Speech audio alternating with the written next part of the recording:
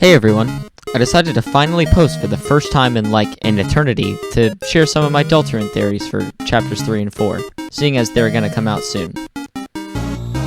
Without further ado, let's get into it.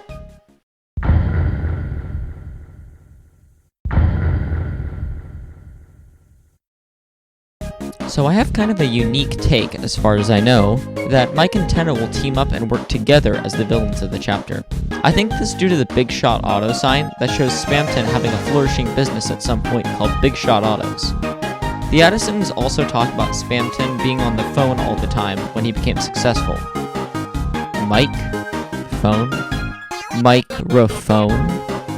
Anyway, whatever was helping Spamton disappeared one day, and his success went with it.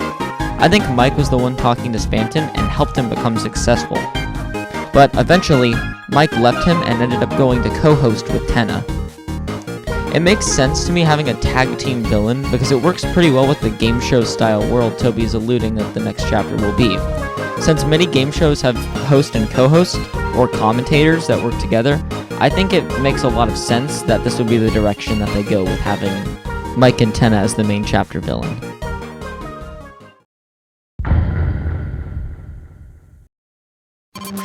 Alright, so time for some random other theories that I have that are kind of unrelated. Lenino and Alnina, the weather people, will probably be the very first boss and function similarly to Sweet Captain Cakes in the way that their fight will have some kind of like gimmick, like kind of how the dancing thing was. I think the weird route will most definitely return in the next chapter, and I think it will either focus around Toriel or Undyne. And you're probably thinking, Undyne, where'd that come from? Well, something most people seem to forget is that Toriel called the police about her tires being slashed at the end of chapter 2, and the police said that they would come over as soon as they can. Chris also left the door open, so surely whoever's coming over there is like, this person reported their tires being slashed and now their door's wide open in the middle of the night? That seems a little bit weird, don't you think? I think either Undyne or Nabsablook, whoever ends up going over there, will likely end up in the Dark World as well that was created inside the Dreamer house. And the weird route could either be called like the Fire Grave route or something with Toriel's spell, or the Ectoplasm route or something for Nabstablook. Who really knows at this point? I think that every chapter will get their own unique soul color. After all, there were 7 humans in Undertale, and there's 7 chapters in Deltarune, at least as far as we know. But I don't know if I'll talk about that in this video.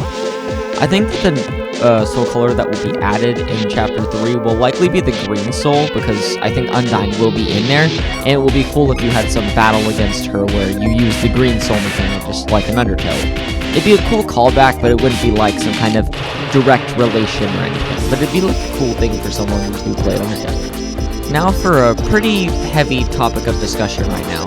Where chapter 4's Darkwell world will be.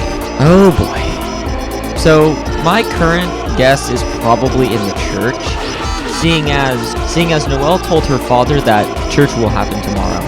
Seeing as chapter 3 starts in the night, it would make sense if it ended in the night as well, and then the next morning and the next night will likely be chapter 4. Since Noelle told Rudy that there's church tomorrow, this makes me think that everyone will be in church at some point, and then, who knows, maybe like Chris will create a dark fountain, or they'll open the doors to the church and there'll be a dark fountain inside. Who really knows exactly how it would happen, but I'm gonna say it's probably the next one that they find a dark fountain in there. Maybe there's some really cool cutscene at the end of chapter 3 of Chris creating a dark fountain in there. I'm also, on that note, a strong believer in Chris is the knight. I really think that the identity of the knight isn't supposed to be like this cool, like, thing we're all supposed to discover the whole time. I think it was supposed to be laid out for us that Chris is the knight at the start, and then it's less of who's the knight and more of what significance does Chris being the knight bring, and what will they do. That's the way that I interpret it, at least. If we see him create a fountain in chapter 3 or 4, then we can pretty much all but confirm that Chris is, in fact, the knight.